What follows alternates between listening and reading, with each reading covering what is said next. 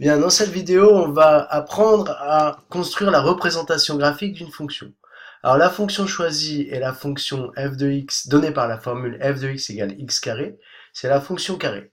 Ici, nous avons construit un tableau de valeurs de cette fonction avec un pas de 1. Et donc, nous allons pouvoir placer plusieurs points pour construire la représentation graphique de la fonction. Commençons par exemple par cette colonne. Donc ici, on va lire les coordonnées d'un point. Le x, ça va être l'abscisse, et l'image f de x, 4. Donc ici, ça va être l'ordonnée du point. Donc on prend le point, et on va le placer au point de coordonnées 2, 4. Donc 2 pour abscisse, et 4 pour ordonnée.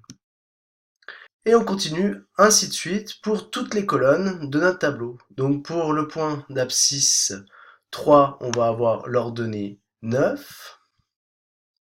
Ensuite, pour le point de coordonnée 1, on va avoir un point de coordonnée 1, 1, un point de coordonnée 0, 0, un point d'abscisse moins 3, 9, moins 3, 9, un point d'abscisse moins 2 et d'ordonnée 4, un point de coordonnée moins 1, 1. Voilà. Une fois qu'on a placé tous ces points, eh bien, on les relie a priori à main levée.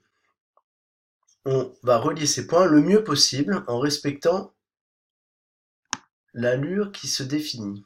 Alors, c'est pas forcément très évident. Il faut faire ça soigneusement en passant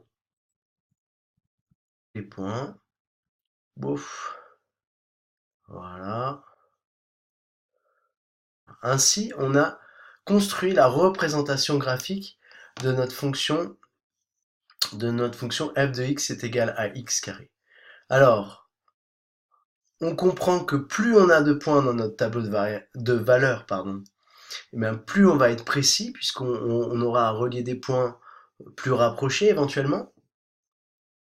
Et puis aussi, ce qu'on peut faire ici, grâce au logiciel GeoGebra, on va enlever cette construction à la main, et on va demander à GeoGebra de nous la construire directement.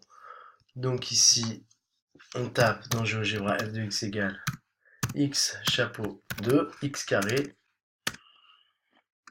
et voilà.